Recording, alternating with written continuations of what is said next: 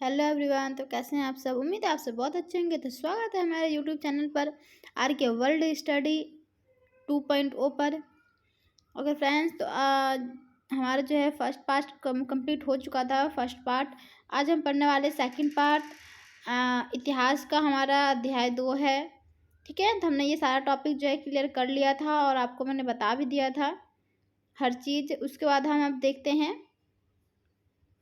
हमारा पॉइंट आ रहा था रहने की जगह निर्धारित करना, यानी कि कहाँ पे वो कहाँ से रहना शुरू करे थे, हम उसके बारे में जानेंगे। कहाँ पे वो रहते थे, ठीक है, स्टार्टिंग में कहाँ रहे, फिर कहाँ गए, इस तरह से जो है हर चीज़ जो है इसके बारे में जानेंगे।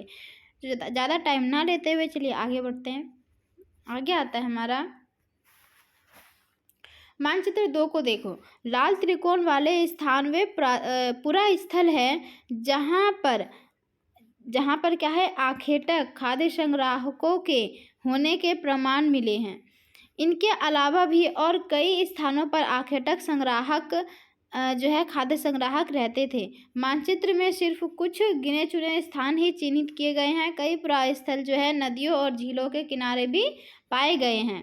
ठीक है फ्रेंड्स, इसमें बताया गया है कि मानचित्र में हमें देखना है जहाँ पे त्रिकोण का निशान है वहाँ पे जो है प्रारंभिक में मानव रहते थे। उसके बाद जो है और भी बहुत सारी जगह पे रहे, लेकिन उसका जो है नहीं बताया गया। ये है जैसे कि त्रिकोण बना हुआ है और हमारा नीचे के साइड देखो, नीचे के साइड है हमारा कुर्नुल गुफाएं, फिर हुंसगी, है ना, ये सब में जो है प्रारंभिक मानव रहते थे। जो है भीमबेटका, ये सब जगह पे जो है प्रारंभिक मानव रहते थे, वहाँ से रहना शुरू किया था। ओके फ्रेंड्स, और भी रहे झील के पास, नदियों के पास, वो सब चीज़ें जो है उसमें नहीं बताया गया इतना सारा, थोड़े कुछ ही गिने चुने बताए गए हैं। और यहाँ पे आप भी देख सकते हो नवपाषाण, ये होता पुरा पाषाण, ये इसका मतलब होता है जो पुराना होता है। नवपाषाण जो नया होता है, नए में कहाँ रहे। फिर महापाषाण जो महापाषाण पुरास्थल, ये भी पढ़ेंगे। उसके बाद आरंभिक गांव, फिर आधुनिक नगर, ये तो समझ में आ गया। ये सब के बारे में भी, ये सब जितने भी है ये इस तरह से हम इसके बारे में पढ़ेंगे। फिर यहाँ पर डायग्राम में हमें देखना है। ओके, ये देखो नवपाषाण, ये जो नए नए फिर जो बस्तियां बसी वो है हमारा, ये जो डिब्बा नीला नीला बना हुआ है ये हमारा नवपाषाण की निशानी है। ओके फ्रेंड्स, ये जो है नवपाषाण है, नए में लोग यहाँ रहते थे, नए में। और ऊपर भी है, यहाँ पे भी है। उसके बाद है हमारा हरा कलर का जो बिंदु ऐसा है, ये है महापाषाणिक। महापाषाणिक है, ये जो हरा हरा बिंदु नजर आ रहा है ये है हमारा महापाषाणिक। और कहीं अब नहीं है, नीचे के साइड ही है बस। उसके बाद हमारा आता है ट्रायंगल टाइप में आता है, त्रिकोण टाइप का आरंभिक गांव। सबसे पहले जो आरंभिक जो गांव बना वो इस यहाँ पे है, इसका नाम देख लो, इनाम गांव। और है ऊपर भी है हमारे, ऊपर नहीं है, अरे नहीं है, मुझे लगा है, चलो एक ही है। ये है हमारा जो आरंभिक गांव थे वो है। फिर आधुनिक नगर जो स्टार बना हुआ ये है हमारा आधुनिक नगर।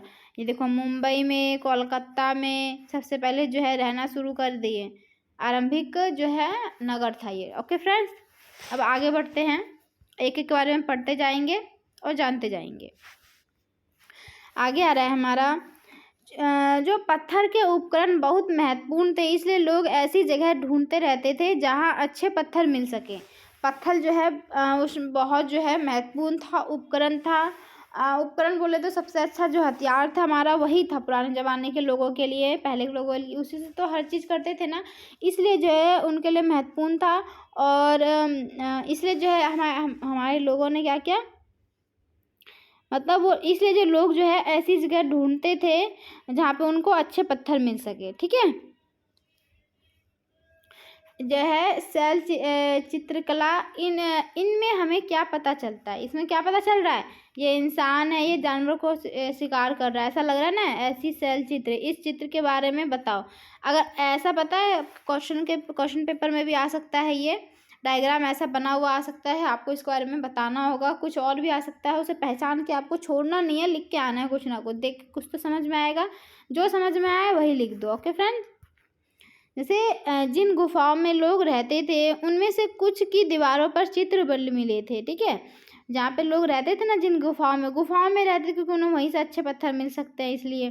तो वहाँ पे दीवारों पे, उस गुफाओं में ही दीवारों पे क्या मिले, कुछ चित्र मिले। तो इनमें से कुछ जो है सुंदर उदाहरण मध्य प्रदेश और उत्तर प्रदेश की गुफाओं से मिले चित्र हैं। हमें जो है इन जगहों पे एक मध्य प्रदेश में मिला और उत्तर प्रदेश में मिला। ओके,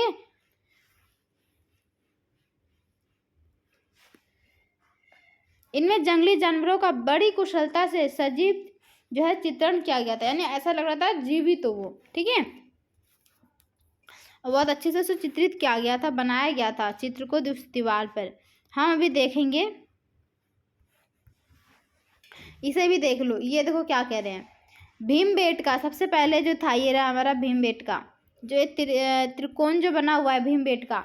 तो यहाँ पे क्या हुआ, सबसे आरंभिक था, सबसे पहले जो है लोग रहना शुरू करे, है ना, कुषाणिक थे स्थल वो।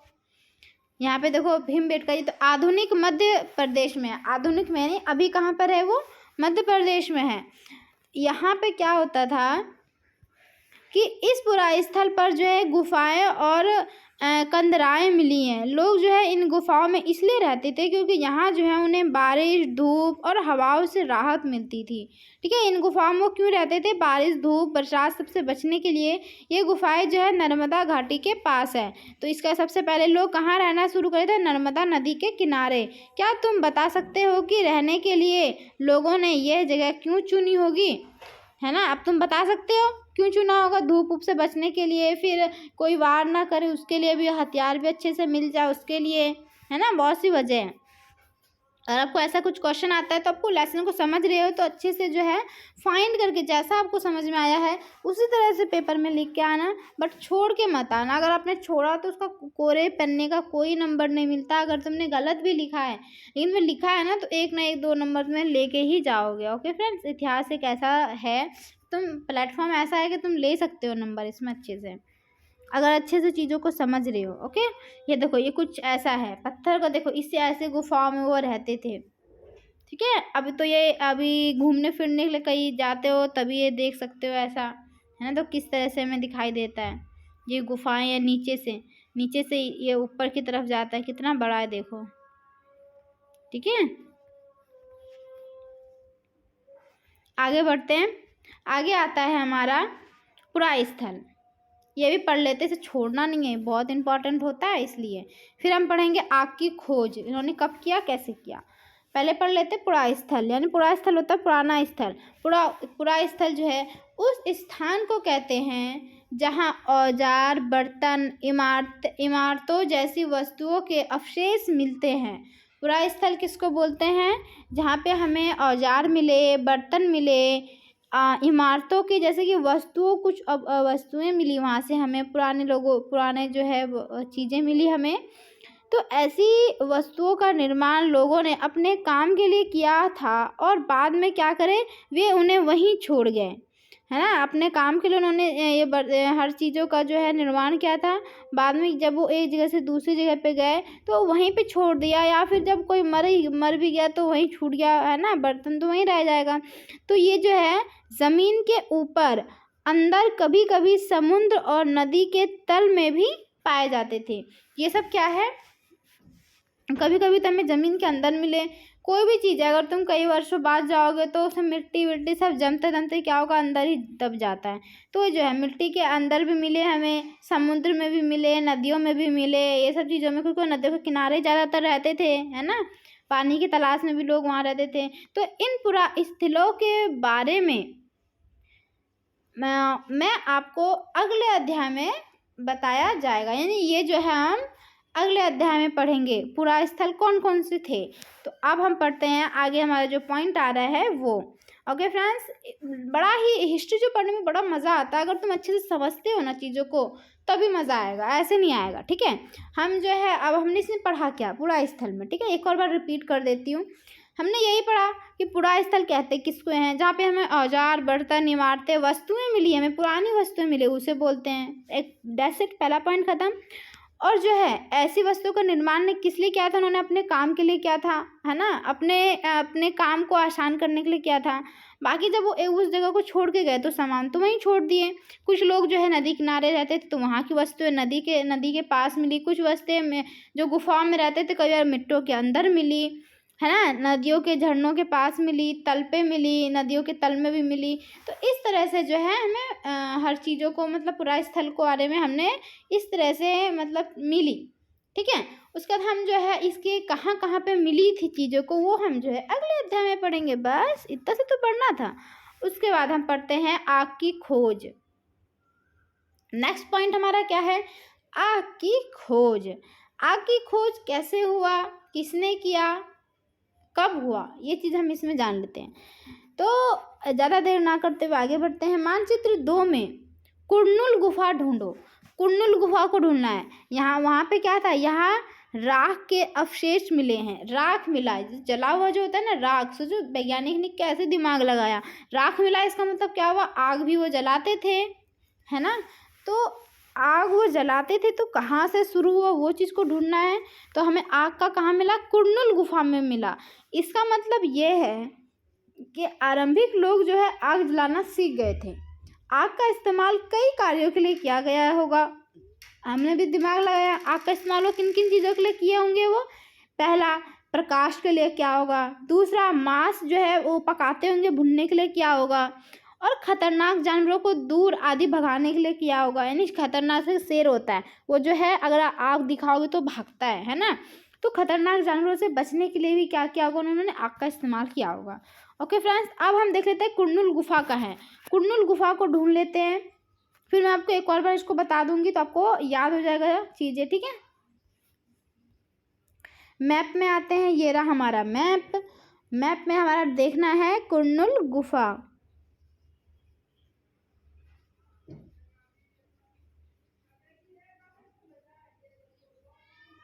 कुर्नुल गुफा आपको मिला, ये रहा हमारा कुर्नुल गुफा। ओके फ्रेंड्स, यहाँ पे क्या हुआ, उन्हें राख मिली थी। राख मिला तो इससे उन्होंने दिमाग लगाया कि उन्होंने क्या किया था, आग जलाना भी पहले आरंभिक लोगों ने सीख लिया था। और आग का इस्तेमाल वो क्या करने के लिए करते थे, मांस को पकाने के लिए, भुनने के लिए, प्रकाश के लिए, है ना। और जानवरों को खतरनाक जो जानवर होते थे उनको, उनसे बचने के लिए, उनको खुद से दूर भगाने के लिए, है ना, आग का इस्तेमाल वो इसलिए करते होंगे क्योंकि उस समय के टाइम पे ये खतरनाक जानवर भी होते थे, हर चीज़ होता था उस तरह से। आगे बढ़ते हैं, आगे आता है आज हम आग का उपयोग किस लिए करते हैं, ये क्वेश्चन आ रहा है। ये ऐसा ही क्वेश्चन आपके पेपर में आ सकता है। तो आज का समय में हम इस्तेमाल कैसे करते हैं, आज के समय में हम सिर्फ खाना पकाने के लिए करते हैं और भी बहुत सारी चीज़ों के लिए करते हैं, है ना। हर चीज़ पे जो है हमारे लिए आग, पानी, हवा, ये सब हमारे लिए बहुत इंपॉर्टेंट है ना। चलिए तो आगे बढ़ते हैं। नाम और तिथियाँ, और नाम और तिथि कैसे रखते थे वो इसमें बताया गया है। काफ़ी लंबा है, कोई नहीं, पढ़ लेते हैं, ठीक है। फिर मैं आपको जो है पॉइंट बताऊंगी। बदलती जलवायु, जलवायु किस तरह से बदलती थी, फिर उन्होंने खेती और पशुपालन की शुरुआत कैसे किया, ये सब पढ़ेंगे। पहले ये देख लेते हैं नाम और तिथि वो कैसे रखते थे।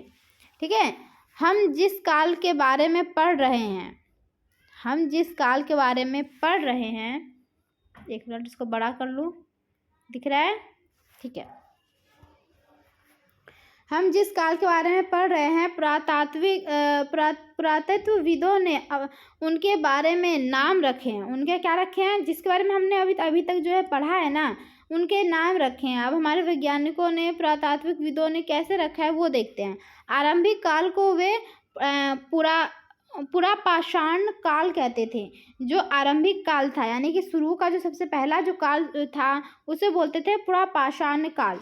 ये दो शब्दों यानी पूरा यानी प्राचीन और पाषाण यानी पत्थर से बना है। ठीक है, ये आप अगर आपके पास आता है नाम और तिथियां कैसे रखते थे तो ये आप जो है पक्का बताना क्योंकि इसमें जो है मेन आपको यही चीज़ नंबर मिल जाएगा। मैम या टीचर जो सर होंगे वो खुश हो जाएंगे कि वाह बच्चे ने जो मैं चाह रहा था वही लिखा है, ऐसा हो जाएगा। तो ये चीज़ जो लिखना बहुत ज़रूरी है। क्यों बोलते थे, ये जो है ये दो शब्दों से पूरा जो है बना है। जैसे कि यानी जो पूरा है, पूरा जो है पूरा का मतलब है प्राचीन और पाषाण का मतलब है पत्थर।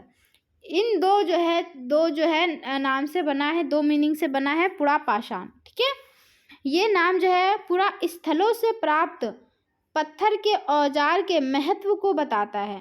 ये नाम क्या बताता है, उसमें के पत्थर के जो औजार थे, औजारों का महत्व क्या था उस चीज़ को बताया गया है।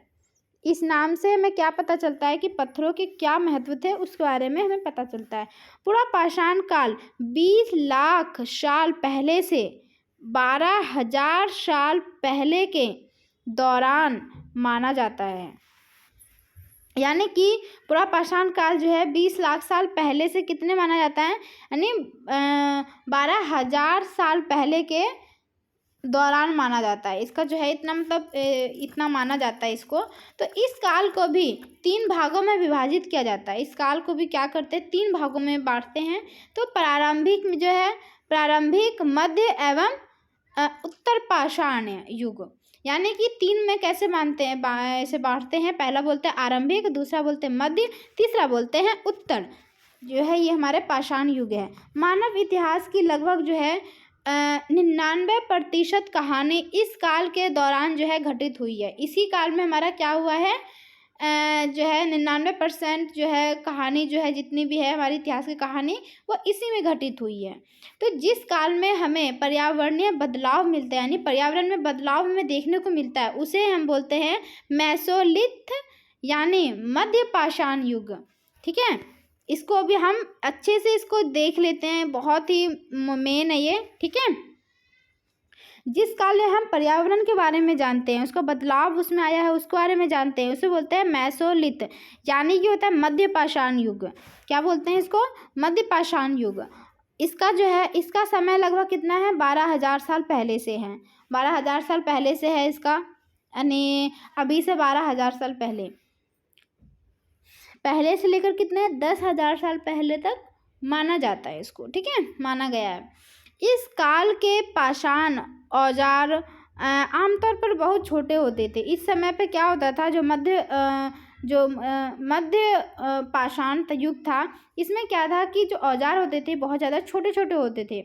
इन्हें जो है माइक्रोलिथ, यानी कि लघु पाषाण कहा जाता था। इसको क्या कहते थे, लघु पाषाण कहा जाता था, क्योंकि छोटे होते थे।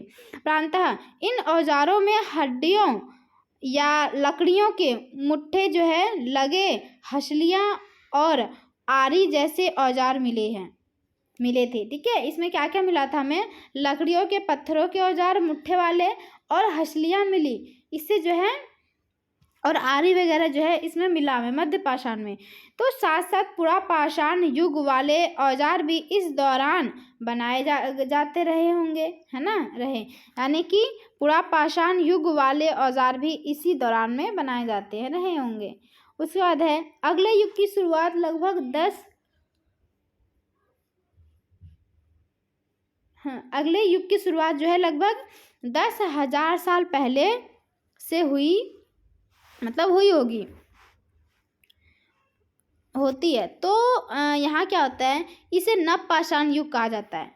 जो अगला जो हमारा युग है नव पाषाण, अभी हमने वहाँ पे ऊपर पढ़ा था मैप में, मैंने कहा था इस बारे में हम पढ़ेंगे, तो वही चीज़ है। हमने मध्य पाषाण पढ़ लिया, आरंभिक में पता चल गया है, पुरातात्विक भी हमें पता चल गया है, और हमारा नव पाषाण वो युग है जहाँ पे क्या होता है, ये कम से कम कितना पुराना है, 10,000 साल पहले का है। ठीक है, नव पाषाण का क्या मतलब होता है, तो हमने कुछ स्थानों के नाम दिए हैं। अगले अध्ययनों में तुम्हें ऐसे अनेक नाम मिलेंगे। अक्सर हम जो है पुराने स्थलों के लिए उन नामों का प्रयोग करते हैं जो आज प्रचलित हैं, क्योंकि हमें ज्ञात नहीं है कि काल में इनका क्या नाम रहे होंगे। हमें नहीं पता है, इसीलिए जो है हमने वैज्ञानिकों ने इसका नाम दिया है, हम उसी नाम से इसको पुकारते हैं। ओके, बस ये बताया गया है और कुछ नहीं है। चलो, अगर आपको एक और बार इसको पढ़ लेना है और बस माइंड में रखना है, कुछ ज़्यादा तो कुछ याद नहीं करना, ये ऊपर का मेन है, इससे थोड़ा याद करना है। ओके फ्रेंड्स, बस पता होना चाहिए कौन कौन से काल होते हैं। उसके बाद है बदलती जलवायु। बोलते हैं लोग बदल गए, उसके जज्बात बदल गए, तो ये तो बदलती जलवायु है। चलिए अब आगे बढ़ते हैं। आगे आता है हमारा बदलती जलवायु। तो लगभग 12,000 साल पहले दुनिया की जलवायु में बड़े बदलाव जो है आए। ठीक है, बहुत ज़्यादा जो है अभी से कम 12,000 साल पहले जलवायु में जो है बड़े बदलाव आए हैं और गर्मी बढ़ने लगी है, गर्मी जो है बहुत बढ़ती है। इसके परिणाम स्वरूप क्या हुआ, कई क्षेत्रों में घास वाले मैदान बनने लगे। कई क्षेत्रों में क्या होने लगा, गर्मी ज़्यादा बढ़ी तो घास वाले मैदान मतलब मैदान में सब क्या घास हो गया। तो इससे क्या हुआ, हिरन है, बारहसिंगा है, भेड़, बकरी और गाय जैसे जो उन जानवरों की जो संख्या है बढ़ी। क्या हुआ, क्योंकि घास जब आ गई तो उसे खाने के लिए तो आएगा ही, है ना, जो घास खाकर जिंदा रह सकते थे। इसलिए जो है जानवरों की संख्या बढ़ी ताकि वो घास खा के क्या हुए, जिंदा वो रह सके। जो लोग इन जानवरों का शिकार करते थे वे भी इनके पीछे पीछे आए।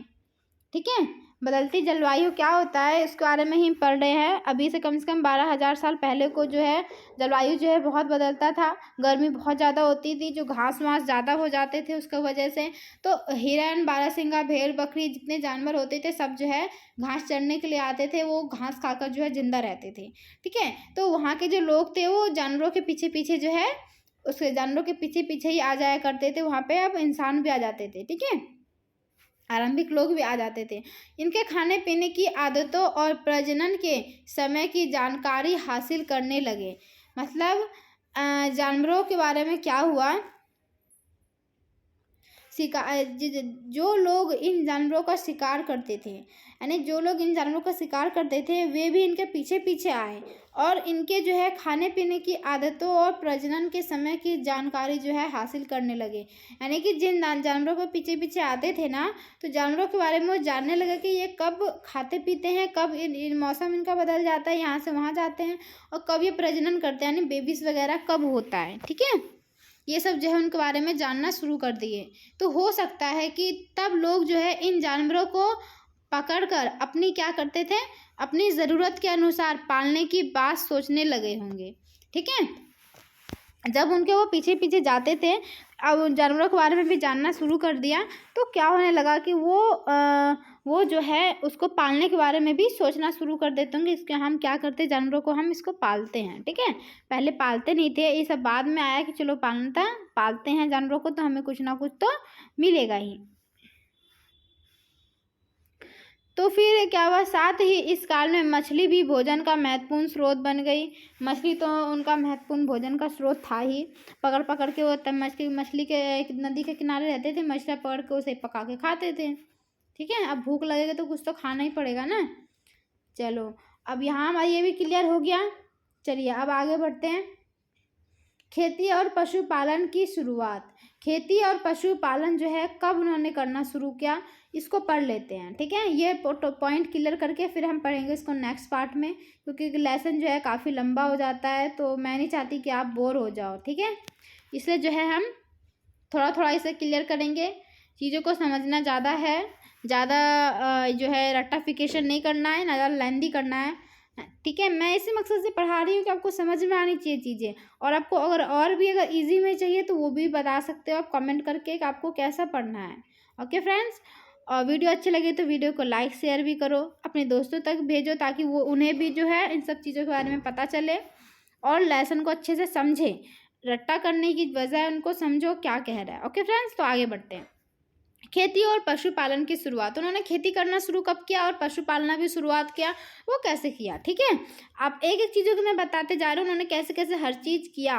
ओके फ्रेंड्स, इस चीज़ों को आपको माइंड में रखना है कि कहाँ पर रहना शुरू करे, आग की शुरुआत कैसे हुई, कहाँ सबसे पहले रहते थे, ज़्यादा कहाँ रहते थे, इधर से इधर वो क्यों जाते थे, और उन्होंने अब देखो खेती करना शुरू क्यों किया, पशुओं को पालना शुरू कैसे किया। तो उन सब चीज़ों के बारे में हम पढ़ते जा रहे हैं एक एक करके, और आपको मैं फाइनली बताते जा रही हूँ हर चीज़ों को। तो आपको भूलना बिल्कुल भी नहीं है, और आपको समझना है चीज़ों को। अगर आपको समझ में नहीं आता है तो उसे दोबारा देखो। ओके, एक बार में समझ में नहीं आता है, दोबारा ऐसे रिपीट करके देखो। ठीक है फ्रेंड्स, तो चलिए आगे बढ़ते हैं। आगे आता है हमारा, इस दौरान उप महाद्वीप के भिन्न भिन्न इलाकों में गेहूं, जौ और धान जैसे अनाज प्राकृतिक रूप से उगने लगे थे। ठीक है, शायद महिलाओं, पुरुषों और बच्चों ने इन अनाजों को भोजन के लिए बटोरना शुरू कर दिया था। ठीक है, यानी पहले के लोगों ने क्या किया, जौ और धान जैसे अनाज प्राकृतिक रूप से उगने लगे थे, वो उगाने लगे थे, तो जो महिलाएं थी और पुरुष और बच्चे जो होते थे अनाजों को इकट्ठा करते होंगे, बटोरते होंगे, तो साथ ही वे भी क्या करते होंगे, सीखने लगे होंगे कि ये अनाज कहाँ उगते थे और कब पककर मतलब ये जब धूप से ही पकता है ना, तो पककर तैयार होते थे। ऐसा करते करते लोगों ने इन अनाजों को खुद पैदा करना सीख लिया होगा। इस प्रकार जो है धीरे धीरे वे कृषक बन गए होंगे। ठीक है, तब दिमाग लगाया है, ये हमें कंफर्म नहीं कह रहे हैं लेकिन दिमाग लगाया है कि क्या किया होगा कि धीरे धीरे क्या किया होगा। जैसे जानवरों के बारे में उन्होंने सोचा तो वो एक जगह रहने का सोचे होंगे, फिर है ना उपमहाद्वीप के लोग इस दौरान क्या हुआ, उपमहाद्वीप के भिन्न भिन्न इलाकों में यानी अलग अलग इलाकों में क्या होने लगा, गेहूँ जो धान जैसे जो है अनाज प्राकृतिक रूप से उगाने लगे थे वो उगाना शुरू कर दिए। तो उनको ही देखे होंगे वो। ठीक है, तो वहाँ के क्या करते थे, महिलाएं पुरुष और बच्चे जो थे वो अनाजों को भी वो भी वहाँ पे बटोरने जाते थे ताकि उन्हें खाने को मिल जाए। तो उन्होंने देख देख के वो सीख लिया कि कैसे उगा रहे हैं, उन्होंने दिमाग लगाया तो सीखा। तो बाद में उन्होंने क्या किया कि हर चीज़ के बारे में जानकारी ले ली, कब पकता है, कब इसे बोते हैं, कब लगाया जाता है, किस मौसम में होता है। तो उन्होंने अपना खुद का जो है खेती करना शुरू कर दिया, जिसे तब वो क्या बन गए, कृषक बन गए। ओके, तो पॉइंट क्लियर हुआ। आगे बढ़ते हैं। आगे आता है, इसी तरह लोगों ने अपने घरों के आसपास जो है चारा रखकर जानवरों को आकर्षित कर उन्हें पालतू बनाया होगा। अब क्या किया उन्होंने, चारे को रख दिया होगा ताकि जानवर क्या हो, चारे के पीछे तो भागते ही हैं, है ना, चारा देखकर। तो क्या हुआ कि चारे रख देते थे घर के बाहर जहाँ वो रहते थे, तो जानवर जो है आकर्षित होकर के वहाँ पे आ जाते थे खाने के लिए। फिर सबसे पहले जो है जिस जंगली जानवर को पालतू बनाया गया वह कुत्ते का जंगली पूर्वज था। सबसे पहले किसको बनाया गया था, ये अगर पॉइंट आ जाता है, सबसे पहले किसको उन्होंने पालना शुरू किया था, जो जंगली जानवर था, कौन सा था वो, कुत्ते का जंगली पूर्वज था। वो कुत्ते का क्या था, वो जंगली पूर्वज था। ये याद रखना है। धीरे धीरे लोग जो है भेड़, बकरी, गाय, सुअर जानवरों को जो है वो अपने घरों के नज़दीक आने को उत्साहित करने लगे। ऐसे जानवर झुंड में रहते थे और ज़्यादातर घास खाते थे और अक्सर लोग जो है अन्य जंगली जानवरों के आक्रमण से इनकी सुरक्षा करते थे, क्या करते थे। ठीक है, फिर धीरे धीरे क्या होने लगा, ये देखो वहाँ पे तो पहले खुद पकड़ के खाते थे जानवरों को, लेकिन अब क्या कर रहे हैं, घास रख देते हैं और जानवरों को आकर्षित करते हैं और वो जब वो आते हैं तो उनके फिर पकड़ के उन्हें बांध करके वहीं पे रख लिया जाता है। तो सबसे पहले उन्होंने क्या पाला था, जंगली जो है कुत्ते का जंगली पूर्वज था, उससे सबसे पहले कुत्ते को पाला था। ठीक है, तो धीरे धीरे लोगों ने भेड़, बकरी, गाय, सुअर और भी जो है जानवरों को पालने लगे थे। ठीक है, घरों के नज़दीक जो है उत्साहित करने लगे थे कि मेरे घास रख देते थे, चारा रख देते ताकि जानवर जो है आए और उनको जो है फिर बांध के रख ले। ऐसे में क्या करते थे, जानवर जो है झुंड में रहा करते थे। ठीक है, ज़्यादातर जानवर जो है उस समय के झुंड में रहते थे और ज़्यादातर क्या करते थे, घास ही खाते थे। तो अक्सर लोग जो है क्या करते थे, अन्य जंगली जानवरों के आक्रमण से, जब दूसरे जानवरों को जो आक्रमण करते थे तो इनकी सुरक्षा क्या करते थे। ठीक है, जब कोई बाहर से कोई उनका शिकार करने आता था तो वो लोग जो है इनकी रक्षा करते थे और इस तरह धीरे धीरे वे पशुपालक भी बन गए। इस तरह उन्होंने पशु को भी पालना शुरू कर दिया। ओके फ्रेंड्स, तो अब हम यहीं देखते हैं, क्या तुम बता सकती हो कि सबसे पहले कुत्तों को ही पालतू क्यों बनाया होगा, बताओ कुत्तों को पालतू क्यों बनाया होगा, ये आप अब मुझे कमेंट करके बताओ। अगर आपके क्वेश्चन में आता है तो आप क्या लिखोगे। कुत्तों को पालतू इसलिए भी बनाया होगा कि वो क्या करे, कोई भी बाहर से कोई आता है तो कुत्ते को देखते ना, आज के समय में पालते, किस लिए पालते हैं आज के समय में, कि कोई बाहर से आए तो वो भौंकना शुरू कर देता है, मतलब उससे पता चल जाता है और दूर दूर की खुशबू को पहचान लेता है ना। खैर उन लोगों को पता नहीं ये सब चीज़ें मालूम था कि नहीं, लेकिन फिर भी उन्होंने कुत्ते को पाला था। क्यों, आप इस चीज़ को पता लगाओ। ठीक है, आगे हम पढ़ेंगे इन चीज़ों को। अब आगे अगले लेसन में इसे कोशिश करेंगे कि इसे पूरा कर लें। ओके फ्रेंड्स, अगर नहीं होता है तो फिर हम नेक्स्ट वीडियो में इसे कंप्लीट कर लेंगे। तो आप यूं ही अपना जो है प्यार बनाए रखिए हमारे चैनल पर, और जो आपको समझ में नहीं आता वो हमें कमेंट करके बताएं, और वीडियो अच्छी लगे तो वीडियो को लाइक, शेयर एंड सब्सक्राइब करें, देन शेयर करें। ओके फ्रेंड्स, तो मिलते हैं नेक्स्ट वीडियो में। Thanks for watching this video, bye bye.